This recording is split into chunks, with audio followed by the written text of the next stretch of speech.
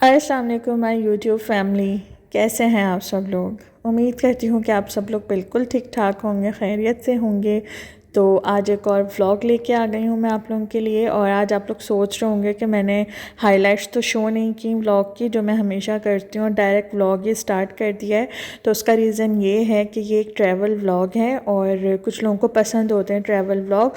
तो मैंने सोचा कि मैंने अब शूट किया है तो मैं अपलोड कर ही देती हूँ। और यहाँ पे हम लोग ब्रेकफास्ट कर रहे थे और ये बारबेक्यू चिकन चीज़ सैंडविचेस हैं। इसकी रेसिपी ऑलरेडी मेरे चैनल पे है, तो अगर आप लोगों ने नहीं देखी है तो लिंक लगा दूँगी डिस्क्रिप्शन बॉक्स में, तो चेकआउट कीजिएगा। बहुत ही अमेजिंग सैंडविचेस बन के तैयार होते हैं।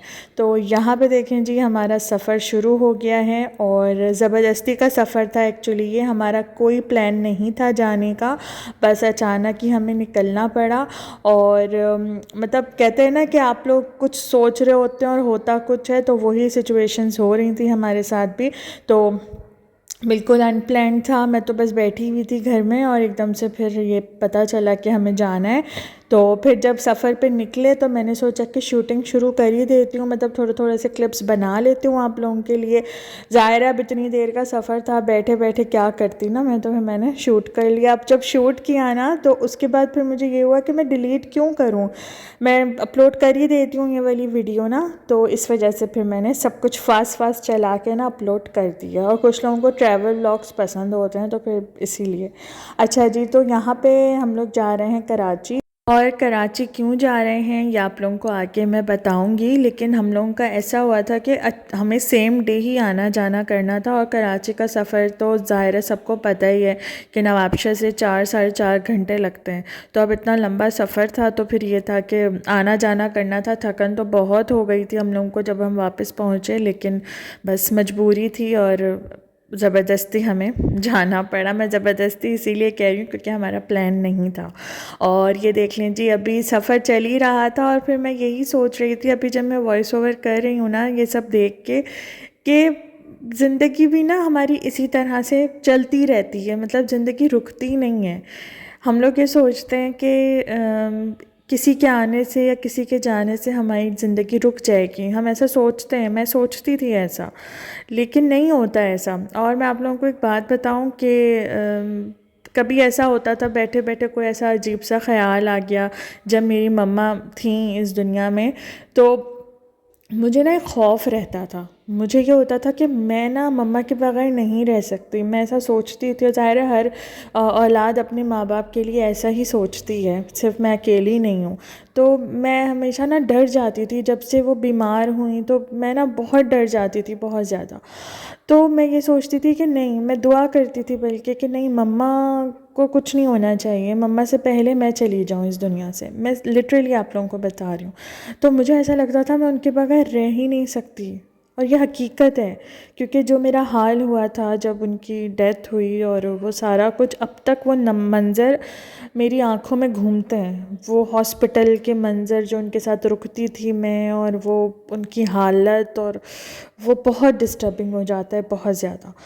तो ये मैं इस तरह से होता था कि उनके बगैर नहीं रह सकती। लेकिन देखें, वक्त की बात होती है, आज मैं यहाँ पे बैठी हूँ, वो नहीं है इस दुनिया में, लेकिन मैं हूँ यहाँ पे और गुज़र रही है ज़िंदगी। हाँ, एक सुकून जो एक माँ के होने से एक सुकून होता है ना, वो लाइफ का चला गया है। और ये बात मैं हमेशा बोलती हूँ, जब से अम्मी की डेथ हुई है और वो सब कुछ हुआ है, तो मैं हमेशा यही कहती हूँ कि मेरी ज़िंदगी का सुकून चला गया है मेरी मम्मा के साथ ही। क्योंकि उनकी आवाज़ सुन के, उनसे बात करके जो एक सेटिस्फेक्शन मिलती थी, जो एक सुकून मिलता था ना, वो अब है ही नहीं, बिल्कुल भी नहीं है लाइफ में। तो इस बार का जो मेरा नवाबशाह का जो मेरा टूर रहा है वो बहुत बुरा रहा है, बहुत ही बुरा। क्योंकि हमेशा ये होता था कि मैं नवाबशाह जाती थी, जैसे पहले मैं कराची में जॉब करती थी, या फिर मैं मुल्तान से जैसे नवाबशाह जा रही होती थी, तो इतनी खुशी होती थी मुझे, इतनी खुशी होती थी क्योंकि वहाँ मेरी मम्मा मेरा वेट कर रही होती थी और वो इतनी ज़्यादा एक्साइटेड हुई हुई होती थी कि किरत आ रही है, और दरवाज़े पे ही मिलती थी वो मुझे ना, इंतज़ार करती हुई। तो इस तरह से होता था। और दिल में ज़ाहिर है हर लड़की को ही अपने मैके जाते हुए खुशी होती है, तो मुझे भी बहुत होती थी। या जब मैं मैरिड नहीं थी और मैं कराची में जॉब करती थी तब भी मैं घर जाती थी तो रास्ते में ही उनके इतने फ़ोन आ जाते थे, तुम अकेली आ रही हो, देखो ध्यान रखना, मैं किसी को भेज दूँगी, मैं भाई को भेज दूँगी लेने के लिए। मैं उन्हें मना करती थी कि अम्मी अब मैं कराची में रहती हूँ, मुझे आदत है, मुझे कोई डर नहीं लगता। लेकिन बस वो माँ थी तो उन्हें तो फ़िक्र होती थी। तो इस बार जब मैं पहुंची, जब मैं जा रही थी तब भी मेरा दिल बहुत उदास था। उसके बाद जब मैं वहाँ पहुंची तो सिचुएशंस बहुत ही ख़राब हुई, बहुत ज़्यादा। अब मैं हर बात तो ज़ाहिर है यहाँ पे नहीं कर सकती, तो पर्सनल होती हैं ज़ाहिर है कुछ बातें, और ये ऐसा प्लेटफॉर्म है कि ज़ाहिर है सब मेरी वीडियोस देखते हैं, तो मैं हर बात तो यहाँ पे खुल के नहीं कर सकती। लेकिन हाँ, सिचुएशन बहुत वर्स्ट हुई। और मम्मा के जाने के बाद ना, मतलब ऐसे ऐसे लोगों के चेहरे खुल के सामने आए ना जिन पे मैं बहुत ट्रस्ट करती थी, बहुत ज़्यादा ट्रस्ट करती थी। मैं ना ऐसी बंदी हूँ कि मैं जिससे मोहब्बत करती हूँ ना, या जिसको अपना समझती हूँ, तो मैं दिल से समझती हूँ। फिर उसमें कोई मुनाफिकत नहीं होती, फिर उसमें ये नहीं होता कि ये मैं इसके मुंह पे ऐसी मिलूँ और पीठ पीछे ऐसी मिलूँ, ऐसा नहीं होता। या मैं उसकी बुराइयां करूं, नहीं। अगर मेरे दिल में उसके लिए इज़्ज़त है, मोहब्बत है तो है, और वो फिर दिखती है, चाहे उसकी पीठ पीछे हो या उसके मुंह पे हो। लेकिन लोग ऐसे नहीं होते, और मैं समझ लेती हूँ लोगों को ऐसा, और ये मेरी बहुत बड़ी गलती है क्योंकि मैं मुखलिस होकर मोहब्बत करती हूँ या इज़्ज़त देती हूँ। मेरी मम्मा भी इसी तरह से थी, वो भी ना मुंह पे अगर कोई बात है तो मुंह पे बोल देती थी, मुनाफिकत नहीं करती थी, और मेरा भी इसी तरह है। लेकिन लोग आजकल इतने मुनाफिक हो चुके हैं, इतने मुनाफिक हो चुके हैं कि मैं आप लोगों को बता नहीं सकती। ऐसे ऐसे लोगों के चेहरे खुल के सामने आ गए हैं मम्मा के जाने के बाद। उनके होते हुए तो शायद किसी की हिम्मत नहीं थी, लेकिन उनके जाने के बाद बहुत कुछ ऐसा हुआ जो शायद मैंने कभी एक्सपेक्ट नहीं किया था। और उन लोगों के थ्रू उन लोगों से धोखे खाए जिनसे मैं सोच भी नहीं सकती थी, कभी भी नहीं सोच सकती थी, क्योंकि मैं उन पर ट्रस्ट करती थी। तो ऐसा इस दफ़ा का मेरा नवाबशाह का टूर रहा है जिसमें मैं बिल्कुल ही टूट चुकी थी, और बहुत ज़्यादा, क्योंकि वो घर और वो सब कुछ ना अब घर रहा ही नहीं था, क्योंकि घर घर वालों से ही होता है। और जब मम्मा ही नहीं है तो वो घर भी घर नहीं था मेरे लिए, वो सिर्फ़ एक मकान रह गया था और कुछ भी नहीं था। क्योंकि मैका जो है ना वो माँ के दम से होता है, मैं तो यही बात कहती हूँ। लोग कहते हैं नहीं भाई, अल्लाह सलामत रखे मेरे दोनों भाइयों को हमेशा, लेकिन मैका माँ के दम से होता है, और जब माँ नहीं है ना तो आपका मैका भी नहीं होता। तो बस वो घर, वो मकान, उसमें रहना बहुत मुश्किल हो रहा था, क्योंकि बहुत अजीब सिचुएशंस मेरे साथ हो रही थी। और मेरे साथ क्या, मतलब घर में ही कुछ ऐसा हो रहा था, तो बस डिस्टर्बिंग था बहुत ज़्यादा। तो बस ये सफ़र भी हमारा इसी वजह से अचानक हुआ। हम लोग जा रहे थे, और क्यों जा रहे हैं अभी आगे बताती हूँ। लेकिन उससे पहले मैं आप लोगों को ये कहना चाहूँगी कि किसी पे भी ना आंखें बंद करके ट्रस्ट नहीं करना चाहिए, क्योंकि अगला बंदा आपके लिए क्या सोच रहा है या वो आपको किस तरह से नुकसान पहुंचा सकता है, आप नहीं सोच सकते। आप तो मुखलिस होकर चल रहे हो उसके साथ, मोहब्बत से, इज़्ज़त से, लेकिन वो आपको क्या आप उसके दिल में है आपके लिए आपको नहीं पता। तो ट्रस्ट नहीं करना चाहिए, क्योंकि माँ बाप जैसी मुखलिस मोहब्बत ना इस दुनिया में कोई नहीं कर सकता, कोई भी नहीं कर सकता। मैं ये बात दावे से कह रही हूँ। हाँ, भाई बहन रिश्ते बहुत अहम होते हैं, लेकिन माँ बाप जैसे मुखलिस वो भी नहीं हो सकते। लेकिन मेरे भाई अल्हम्दुलिल्लाह, अल्लाह सलामत रखे मेरे दोनों भाइयों को, हर बुरी नज़र से बचाए। बहुत मोहब्बत है अल्हम्दुलिल्लाह, अल्हम्दुलिल्लाह।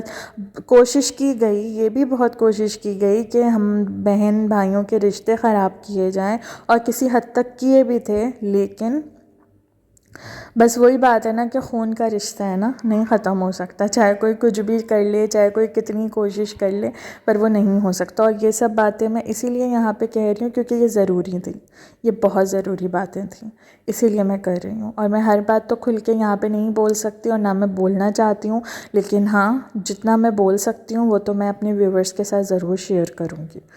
और जो भी कोशिशें की गई कि बहन भाई आपस में बात ना करें, लड़ें और इस तरह से, क्योंकि हर फैमिली में ऐसा होता है, सिर्फ मेरे साथ ही नहीं हुआ है, हर फैमिली में होता है।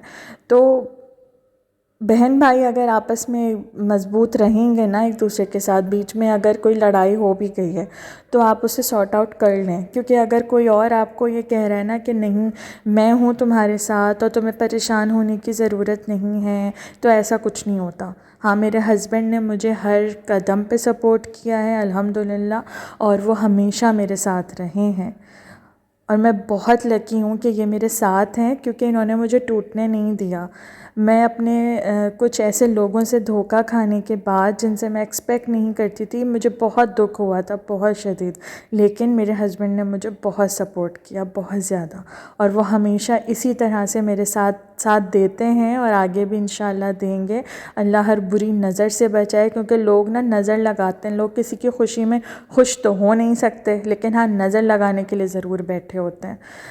तो अल्लाह गारत करे ऐसे लोगों को। और आज मैं ये सारी बातें यहाँ पे बोल रही हूँ तो मुझे पता है कि बहुत लोगों को तकलीफ़ पहुँचेगी इससे, और उन्हें जो है बुरा भी लगेगा, तो लगता रहे, मुझे फ़र्क नहीं पड़ता।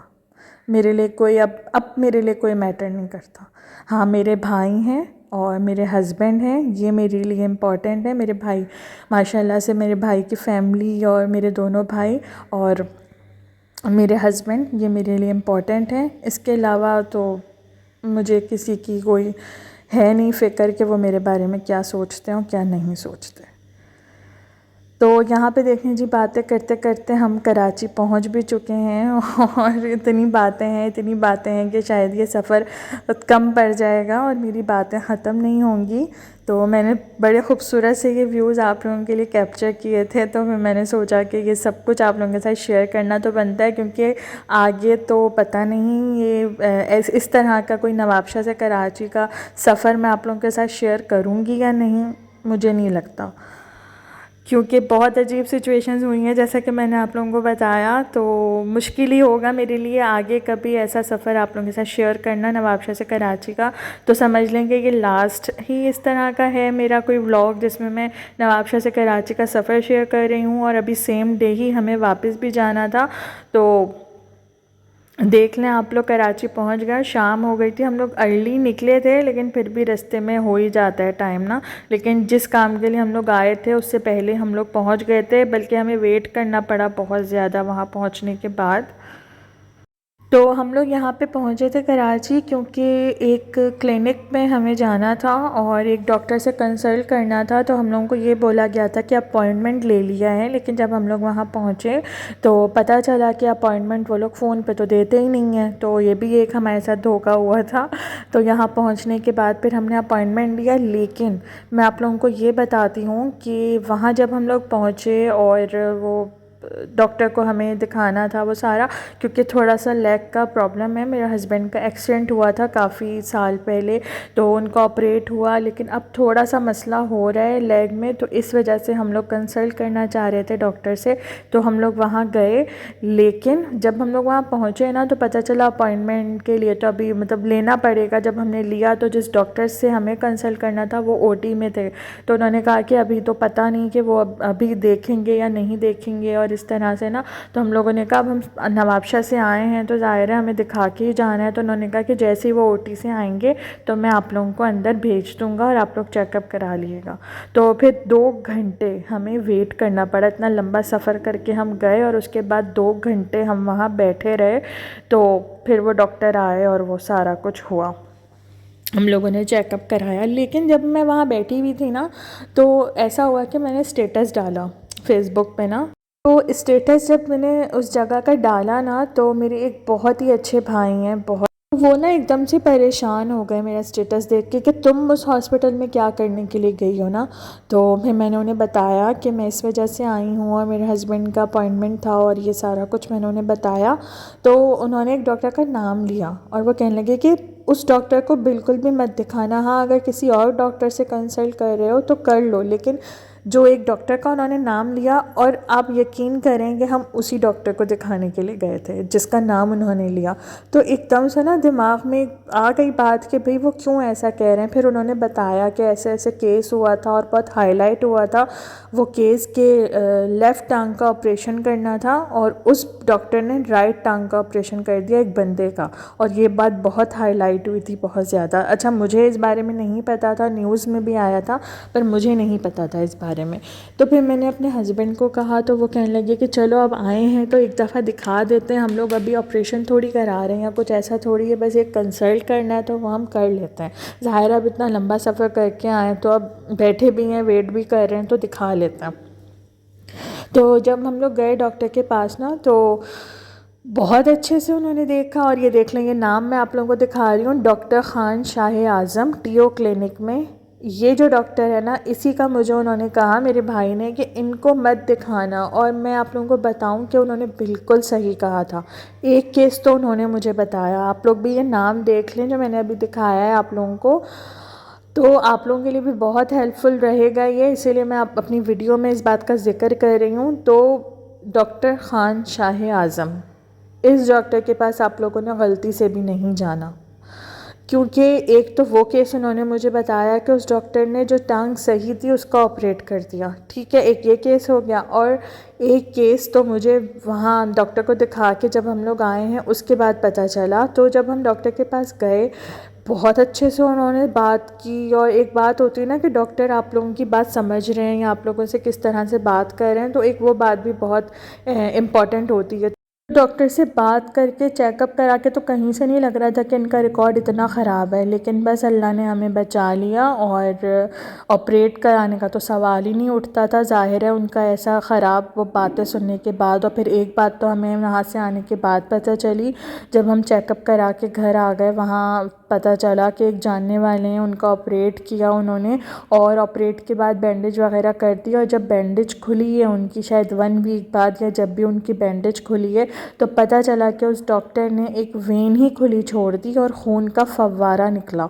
मतलब इतना गैर ज़िम्मेदार, इतना ख़राब डॉक्टर है ये, तो बिल्कुल भी आप लोगों ने नहीं जाना इस डॉक्टर के पास, doctor Khan Shah Azam TO clinic में, ठीक है। और क्लिनिक से निकलने के बाद फिर हम लोग गए मेरी सिस्टर इन लॉ के घर, और वहाँ जाके फिर हमने खाना वगैरह खाया और रेस्ट किया थोड़ा सा, क्योंकि सफ़र दोबारा से हम लोगों को करना था। तो खाने में उन्होंने बनाई हुई थी मेरी फ़ेवरेट मटन पुलाव, मेरी बड़ी मामी ने बनाई हुई थी, फ़रा मामी ने, तो बहुत ही मज़े की बनी हुई थी। तो फिर हम लोगों ने मटन पुलाव एंजॉय की। मेरे हस्बैंड ने तो कुछ और ही खाया था, उनको नहीं पसंद, मेरे लिए स्पेशली बनाया था उन्होंने। और उसके बाद फिर हम लोगों ने दोबारा से सफ़र शुरू किया, और सुबह 5 बजे हम लोग पहुँचे थे। पहुँचने के बाद फिर ये कि लेट गए, ज़ाहिर थकन इतनी हो रही थी तो हम फ़ौरन ही सो गए। और अब डायरेक्ट ये शाम का मैं आप लोगों को दिखा रही हूँ। फिर जब शाम में उठे ना तो हम लोगों ने थोड़ी सी रिफ़्रेशमेंट कर ली थी, क्योंकि भूख भी बहुत लग रही थी। तो ये चिकन पेटीज़, समोसे, रोल चाय के साथ ये कर लिया था, और फिर अब डायरेक्ट डिनर दिखा रही हूँ मैं आप लोगों को। तो सामान हम लोग ना, मतलब ग्रॉसरी ख़त्म हुई हुई थी, और ज़ाहिर है घर में ऐसी उथल पुथल मची हुई थी, तो सामान ख़त्म हुआ हुआ था, इसलिए सोचा कि कुछ बाहर से ही ऑर्डर कर लेते हैं। तो फिर हम लोगों ने ये पिज़्ज़ा ऑर्डर कर दिया था, और बहुत ही मज़े का पिज़्ज़ा था ये, मैक्सी स्लाइस का। तो जो नवाबशाह से है ना वो ज़रूर ट्राई करें। तो चलें, ये वाली वीडियो यहीं तक थी, इंशाल्लाह मैं नेक्स्ट वीडियो में मिलूँगी, तब तक के लिए अल्लाह हाफ़िज़।